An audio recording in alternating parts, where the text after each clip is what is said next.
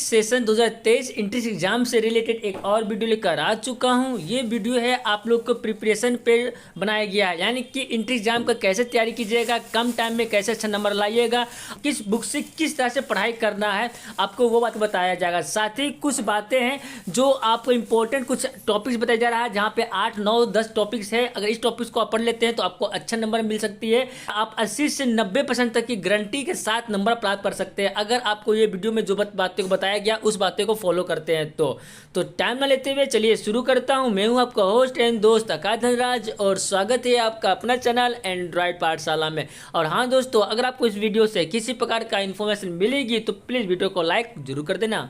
तो दोस्तों, Bihar डीलेट session 2023 entrance exam से रिलेटेड एक चक्षु पब्लिकेशन का बेस्ट बुक आप सभी के लिए लेकर आ चुका हूं। दोस्तों, ये जो बुक है आपका नवीनतम पाठ्यक्रम अनुसार जारी किया गया है, जहां पे आपको सभी चीज़ मिलेगी। इसमें 2 साल का पेपर, आपका सोलर पेपर मिलेगा, 3000 से ज़्यादा आपका बहुविकल्पीय प्रश्न मिलेगा। उसके बाद यह जो पुस्तक है आपका हर हाल में अदर पब्लिकेशन से बेस्ट है। साथ ही दोस्तों, चक्षु पब्लिकेशन के थ्रू आप लोग बिहार डीलेट सेट भी प्रैक्टिस कर सकते हैं, जिससे कि आप बेहतर नंबर प्राप्त कर सकते हैं इंट्रेंस एग्जाम में। तो आप इस सेट को भी परचेस कर सकते हैं, उनको परचेस कर सकते हैं आप ऑफलाइन भी और ऑनलाइन भी। ऑनलाइन के लिए आपको फ्लिपकार्ट और अमेजोन से परचेस कर सकते हैं, इसका लिंक डिस्क्रिप्शन में डाला गया है।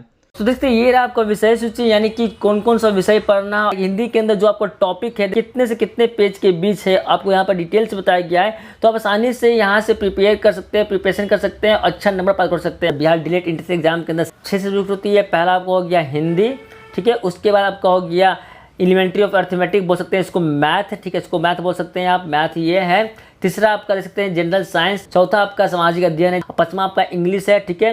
उसके बाद छठा आपका यहाँ पर है जो आपका रीजनिंग है। ये था टोटल सब्जेक्ट। चलिए मैं बताता हूँ पहले ये सब्जेक्ट में कौन सा सब्जेक्ट को पहले ध्यान देना है, ज़्यादा ध्यान देना है, और कौन सा सब्जेक्ट को कम ध्यान देना है। यानी कि वो सब्जेक्ट जो आपके लिए आसान लगती है, जो आपके लिए ईजी लगती है, उस पर थोड़ा कम टाइम देना। जो आपके अनुसार सब्जेक्ट हार्ड लगती है उसको थोड़ा ज़्यादा ध्यान देना।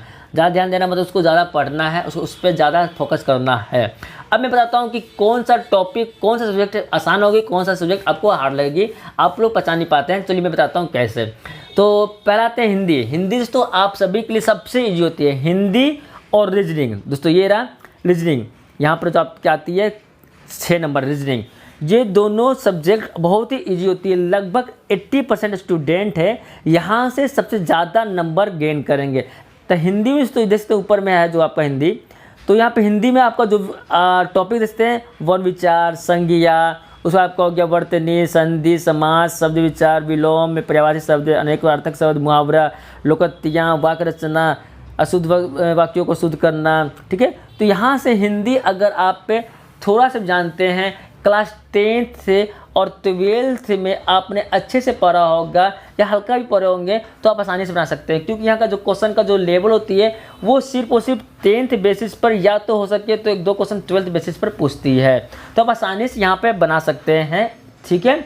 अब बात करते हैं वो लोग जो बहुत ही डल है पढ़ने में, तो उन लोगों को बताते हैं कि इस सब्जेक्ट में हिंदी के अंदर कौन कौन सा टॉपिक पढ़ लीजिएगा, वहाँ से जो क्वेश्चन ज़्यादा आएगी। जैसे क्या हो गया आपका संज्ञा से जुड़ा हुआ क्वेश्चन बहुत ज़्यादा आएगी। संधि क्या होता है, विच्छेद करना, विद्या जुड़ा आला, इस तरह से, ठीक है। समास के अंदर भी भेद होता है, किस किस को क्या करते हैं वो पढ़ लीजिएगा। अब आते हैं तो यहाँ से ये टॉपिक है जो यहाँ से यहाँ तक, ये भी आसान टॉपिक है। इसमें से क्वेश्चन आपको बहुत ज़्यादा बनेगी। विलोम शब्द पूछ देगा, अनेकार्थक शब्द बोल सकते हैं आप, अनेकार्थक शब्द क्या होता है, मुहावरे क्या होता है, तो हिंदी तो आपको आसानी से बन जाएगी। अब बात रहा तो जो है नेक्स्ट है भाग 6 यानी कि रीजनिंग। रीजनिंग के भी अंदर टॉपिक बहुत ज़्यादा है। आप देख सकते हैं यहाँ पर आपको 1, 2, 3 टोटल 23 टॉपिक है। लेकिन दोस्तों यहाँ पर रीजनिंग बहुत ही इजी लेवल का क्वेश्चन होता है, बहुत ही इजी क्वेश्चन, तो यहाँ से आप आसानी से बना सकते हैं। सिंपल सा क्वेश्चन पूछता है रीजनिंग से। 2 नंबर तो है आपका ये है मैथ। दोस्तों यहाँ पर जो मैथ होती है बहुत ही इजी, लुल्लू पुल्लू बच्चे वाला मैथ आती है। सिंपल सा 10th और 12th के बेसिस पे आपका मैथ पूछा जाता है। चलिए यहाँ पर भी बताता हूँ कि वो लोग जिन लोग का मैथ हार्ड लगता है तो कुछ टॉपिक में आपको बताता हूँ, वो टॉपिक सिर्फ फार्मूला पढ़ लीजिएगा, उसी फार्मूला के अनुसार आपको क्वेश्चन पूछ देगी। बस कुछ नहीं करना, फार्मूला को रखना है और फार्मूला के अंदर वैल्यू पुट कर देना, उसको सॉल्व कर देना, आपको आंसर आ जाएगी और नंबर मिल जाएगा। ठीक है, तो आपका एलसीएम एचसीएफ में बहुत ही ईजी होती है, जो आपने बचपन में क्लास 3 से स्टार्ट किया होगा पढ़ना एलसीएम एचसीएफ, वो क्वेश्चन पूछ देगा। ये प्रतिशत यहाँ पर फार्मूला बेसिस पे, उसके आते हैं आपके सरलीकरण जो आपका सिंप्लीफाई रहेगा, सिंपल सा बोर्ड मर्ज के अनुसार आपको पूछ देगा। यहाँ पे अनुपात और समानुपात छोड़ दो, औसत में तो एक फार्मूला होता है, एक ही फार्मूला होता है, उस फार्मूला को पढ़ लो, उसी फार्मूला से क्वेश्चन पूछ देगी। लाभ हानि में आपका 4 फार्मूला होती है, लाभ के अनुसार, हानि के अनुसार, साधारण ब्याज, चक्रवृद्धि ब्याज आपको पढ़ लीजिएगा, साधारण ब्याज में पीआरटी होती है वो फार्मूला पढ़ लीजिएगा, बट्टा में फार्मूला होती है, क्षेत्रमिति, आपका मेंसुरेशन में भी फार्मूला आती है। मेंसुरेशन के अंदर 3-4 चीज़ आती है जो मैं बताता हूँ। मेंसुरेशन में आपका आएगा पहला आपका आ जाएगा रेक्टेंगल आ जाएगा, फिर स्क्वायर आ जाएगा, फिर आपका ट्रायंगल आ जाएगा, फिर आपका सर्किल आ जाएगा, फिर उसके बाद आगे अगर आप पूछता है तो रोम्बस आ जाएगा, ये सब आ जाएगा। इससे रिलेटेड जो भी फार्मूला पढ़ लीजिएगा, वहाँ से आपको डायरेक्ट क्वेश्चन बन जाएगी। ठीक है, उसके बाद तो नीचे समय और कार्य का फार्मूला आता है, समय दूरी पर का फार्मूला आती है। तो ये सारा सिर्फ फार्मूला पढ़ लो और क्वेश्चन बना लो, आपके आंसर बन जाएगी। आ जाते हैं 3 यानी कि समान विज्ञान, यानी कि साइंस के अंदर 3 पोर्शन होता है आपका, फिजिक्स, केमिस्ट्री और बायो हो गया। ये तीनों सब्जेक्ट को पढ़ना किस तरह से, यहाँ पे आपको तीनों सब्जेक्ट से आपको क्वेश्चन बिल्कुल सेम पूछेगी, नंबर ऑफ क्वेश्चन की जो संख्या होगी बिल्कुल सेम होगी। मान लेते तो 9 क्वेश्चन आ रही तो 3 इसमें से, 3 इसमें से, 3 इसमें से क्वेश्चन आएगी। ठीक है, अब आप में से जो लोग 12th अगर बायो लेकर पढ़े थे तो उनको बायो से क्वेश्चन ज़्यादा बनेगी। 10th 12th के अनुसार थोड़ा सा बुक पढ़ लीजिएगा, फिजिक्स का, केमिस्ट्री का, बायो का, तो क्वेश्चन आपको आसानी बन जाएगी। सिंपल से क्वेश्चन पूछ देगा, ऐसा नहीं बहुत हार्ड, एकदम सिंपल से क्वेश्चन बनेगी। तो यहाँ पर बहुत ही कम टॉपिक है आपका। अब बात करते हैं भाग 4 जो आपका सामाजिक अध्ययन हो गया। तो यहाँ पर थोड़ा सा आपको है अटपटा है, ये टॉपिक है भारत का इतिहास। अब भारत का इतिहास कहाँ से पूछ देगा, ना आप बता सकते हैं ना मैं बता सकता हूँ। ठीक है, वो डिपेंड करता है कि जो क्वेश्चन डिजाइन कर रहा है या जो क्वेश्चन सेट कर रहा है। भारत का इतिहास 2 तरह का होता है, तो एक होता है आपका एंशिएंट होता है, एक होता है आपका मॉडर्न होता है। ठीक है, तो एंशिएंट और मॉडर्न से कहाँ से पूछ देगा, ठीक है, तो मुझे नहीं पता है तो आप हल्का फुल्का पढ़ लीजिएगा। इस बुक को परचेज कर लीजिएगा, इस बुक में आपको बताया गया अच्छे तरीके से, पेज नंबर जाइएगा 1 से लेकर 37 तक आपको भारत का इतिहास पूरी तरह से डिटेल से बताया गया कि किस तरह का क्वेश्चन पूछेगा, आपको बता दी जाएगा। ठीक है, उसके बाद तो आते हैं नीचे, जो इसी टॉपिक में आपका आता है नीचे भूगोल, ज्योग्राफी से क्वेश्चन पूछ देगा। ठीक है, राजनीति विज्ञान से पूछ देगा और अर्थशास्त्र से पूछ देगा, और तो हो सके तो यहाँ से थोड़ा सा करंट अफेयर भी हो सकता है डाल देगा, और तो बिहार से रिलेटेड जीके भी डाल देगा। या पूछ देगा कि बिहार का प्रथम सीएम कौन थे, बिहार का क्षेत्रफल कितना है, बिहार का जनगणना 2011 के अनुसार कितना थी जनगणना। दोस्तों ये रहा भाग 5, यानी कि सब्जेक्ट आपका 5वां ही इंग्लिश हो गया। यहाँ से भी क्वेश्चन आपको अच्छा पूछता है। दोस्तों अगर आप सीबीएसई बोर्ड से हैं, ठीक है, अगर आप सीबीएसई बोर्ड से हैं तो आप ये इंग्लिश को रगड़ दोगे, सिंपल सा है, रगड़ दोगे, क्योंकि यहाँ पे जो क्वेश्चन पूछेंगे बहुत ही इजी, आपके लिए बउआ जैसा क्वेश्चन लगेगा। आप बात करते हैं बिहार बोर्ड के लिए, तो यहाँ पर आपको क्या पढ़ना है क्या नहीं पढ़ना है मैं आपको बताता हूँ। दोस्तों यहाँ पर जो आपका टॉपिक है टोटल 22 टॉपिक, जैसे कि यहाँ से बताता हूँ क्वेश्चन कहाँ से नहीं पूछेगी।